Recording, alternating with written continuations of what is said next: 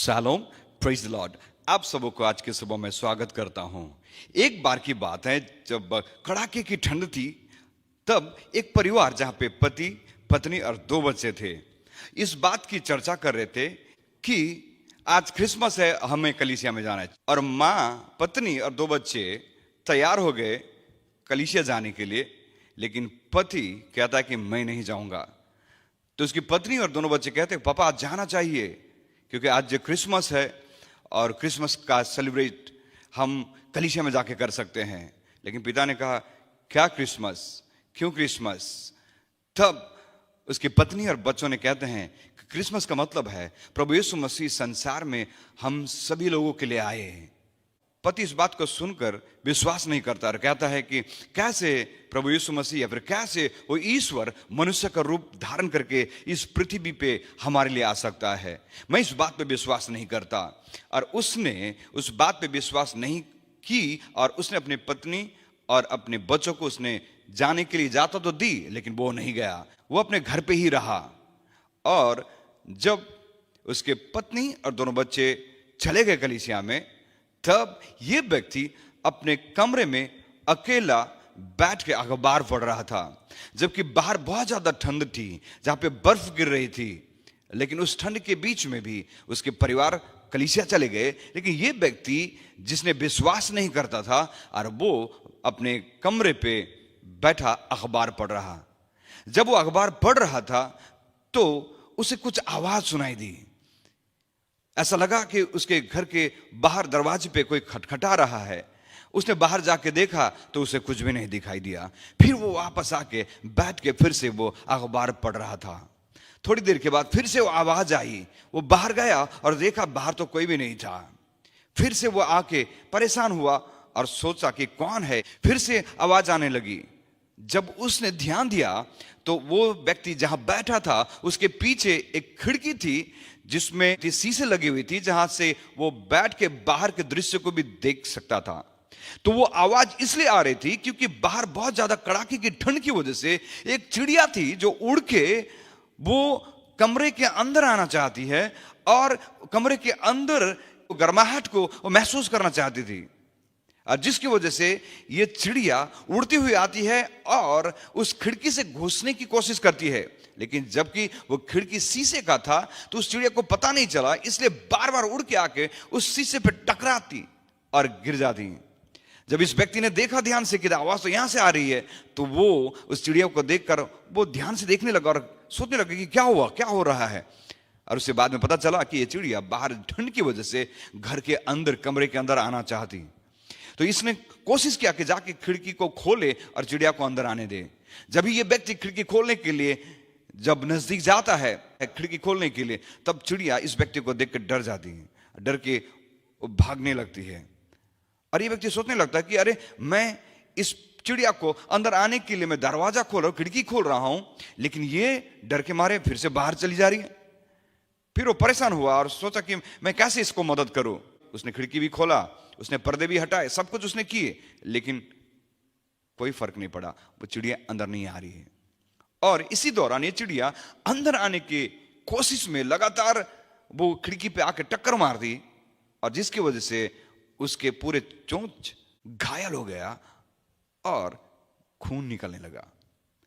इस व्यक्ति को देख के बहुत ही बुरा लगा और इसने सोचा कि मैं कैसे भी इसको मैं अंदर लेके आऊं। और ये दरवाजे खोल के बाहर जाता है और चिड़िया के पास जाके कहता है कि अरे डरो नहीं, मैं तुमको बचाने के लिए आया हूं।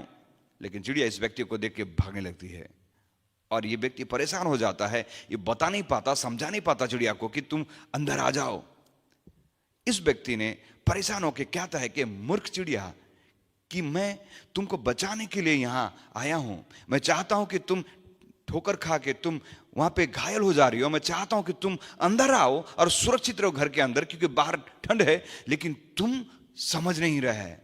और ऐसा कह के वो व्यक्ति जब चिड़िया के करीब में जाता है, चिड़िया उड़ के और पेड़ के ऊपर बैठ जाती है। फिर वो पेड़ के पास जाता है तो वो उड़ के और दूसरी जगह पे चली जाती है। जब इसने परेशान हो गया कि कोई मदद नहीं कर पा रहा चिड़िया को, तब वो सोचने लगा, काश मैं चिड़िया होता और मैं इसकी भाषा बोल सकता था, तो ये मेरी भाषा को सुन के, मेरी बातों को सुन के, मेरी बात को समझ पाती और चिड़िया घर के अंदर आ जाती, लेकिन मैं उनकी भाषा नहीं बोल सकता। काश मैं चिड़ियों की भाषा को मैं बोल पाता। जब ये बात तो बोल ही रहा था, तब उसके मन में ये बात आई कि सचमुच में ये चिड़िया इस इंसान को देख के डर के भागने लगती है। ठीक वैसा ही यदि परमेश्वर अपनी महिमा के साथ इस संसार में आते तो लोग भाग जाते, हम भाग जाते। लेकिन परमेश्वर यीशु मसीह मनुष्य का रूप को धारण करके इस पृथ्वी में आए, इस संसार में आए। तब इस व्यक्ति ने इस घटना के बाद इस बात को समझ पाया कि सचमुच यदि परमेश्वर इस संसार में आना है तो परमेश्वर एक मनुष्य का रूप को लेके ही आना है। तभी मनुष्य उनके पास जाके अपने दिल की बातों को बोल सकते, अपने तकलीफों को बोल सकते, अपने दर्दों को बोल सकते हैं। ये व्यक्ति उस बात को समझ पाया। ठीक वैसा ही परमेश्वर ने इस संसार में लोगों से प्रेम किया और इस संसार में आया, जिसके बारे हम इस दिसंबर के महीने में खुशियों को मनाने जा रहे हैं, दूसरों के सुसमाचार को बताने जा रहे हैं। फिलिप्पी की किताब उसका 2 अध्याय उसका 8वां वचन जब हम पढ़ते हैं तो इस प्रकार से कहता है, और मनुष्य के रूप में प्रकट होकर अपने आप को दीन किया और यहां तक आज्ञाकारी रहा कि मृत्यु, हाँ क्रूस की मृत्यु भी सह ली। प्रभु यीशु मसीह ने मनुष्य के दुख और तकलीफों को समझने के लिए स्वर्ग से इस पृथ्वी में आया और उन्होंने मनुष्य का रूप को धारण किया। मेरे प्रियो, आज पूरे संसार में क्रिसमस की तैयारियां चल रही है।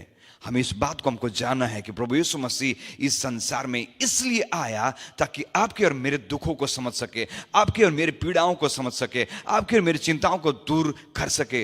यदि परमेश्वर अपनी महिमा के साथ आया होता तो शायद ही हम उनके पास जाते, लेकिन परमेश्वर ने हमारे समान, एक मनुष्य के समान उन्होंने अपने स्वरूप, अपने रूप को दोनों धारण किया और मनुष्य के बीच में डेरा किया। बाइबल कहती है, लेकिन लोगों ने नहीं पहचाना करके होने दे ये क्रिसमस। हम इस बात को जाने कि प्रभु यीशु मसीह हमारे लिए मनुष्य के रूप को धारण करके स्वर्ग से इस पृथ्वी में आया ताकि आपके जीवन में खुशियों को दे सके, आपके जीवन में आनंद को दे सके, आपके जीवन में उद्धार को दे सके, आपके जीवन में एक अच्छा भविष्य को दे सके।